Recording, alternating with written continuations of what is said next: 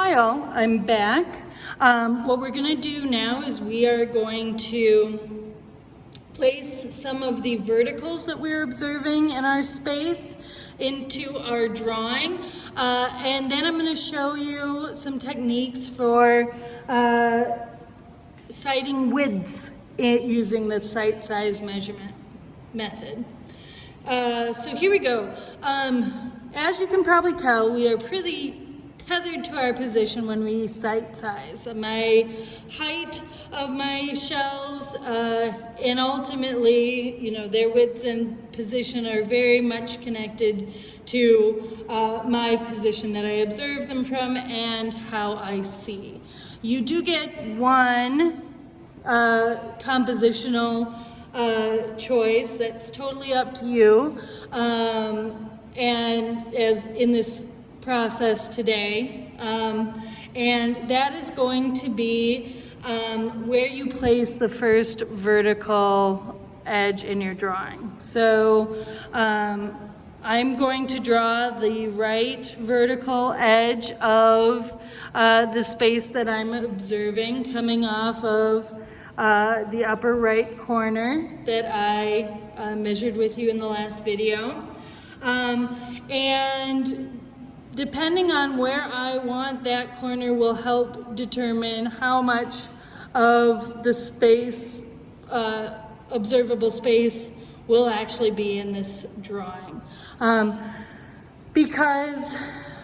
I'm gonna go ahead and place that line on my drawing because there isn't a whole lot of room that you can see still in the camera frame, and I don't want you missing out on a whole lot of things I'm seeing in drawing and not be able to see it on camera. I'm going to put this edge fairly close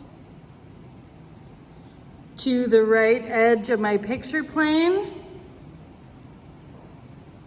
So here I go, I'm just gonna drop it down, and honestly, if I was to put it over here, I would just get a whole lot more of the room on this side, which you can't see. But because I'm placing it where I am, I'm going to get more of this side of the room appearing on my drawing, which I think will be more dynamic for this video.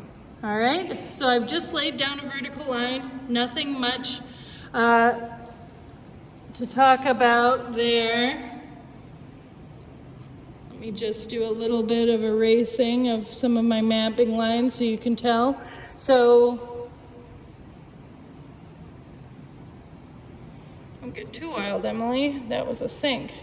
All right, so this vertical is representing this right edge. So I have that upper right corner, that center shelf that we measured, lower right corner.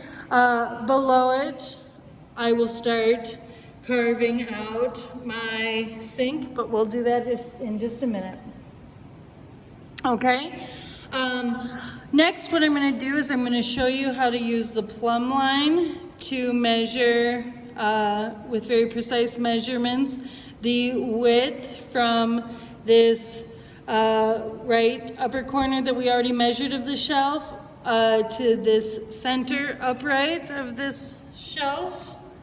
All right, so to do that, what I'm going to do is I'm going to verify my measurements and make sure I'm measuring in the correct position. So just like we did before.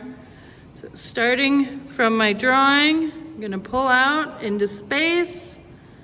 I'm going to adjust my arm, adjust my movement to make sure that I'm measuring from the same position. Looks like I'm seeing the same thing. When I'm ready, I'm just going to start walking my left hand in, and between my left thumb and forefinger, I am just going to go ahead and pinch the width of the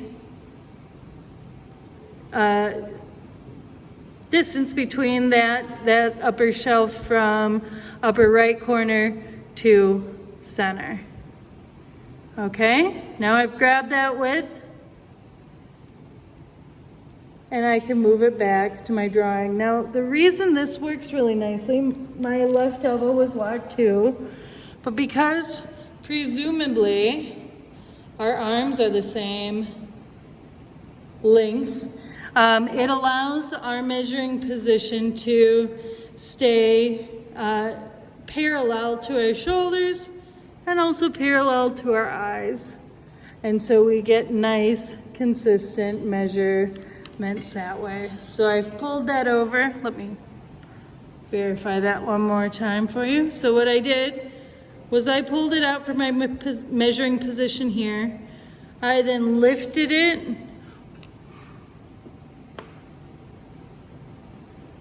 Good grief, Emily. Okay, I pulled it out from my measuring position here. I then lifted it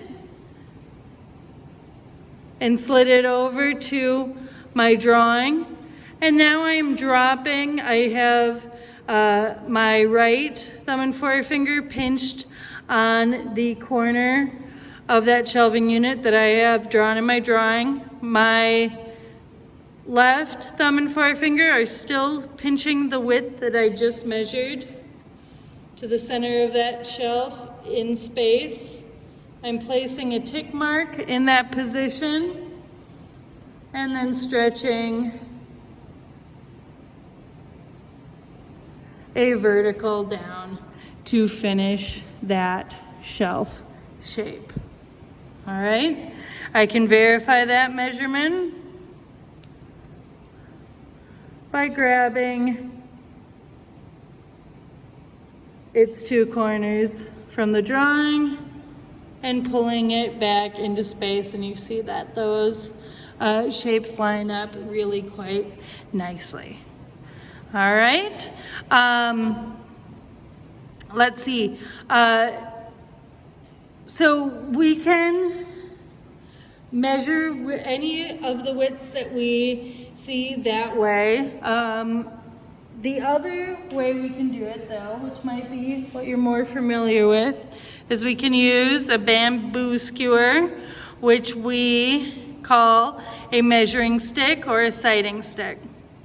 You use it in essentially the same way that I just demonstrated, but the nice thing is it holds itself up, so it doesn't necessarily have to be a two-handed method, or it certainly doesn't have to be two-handed all the time.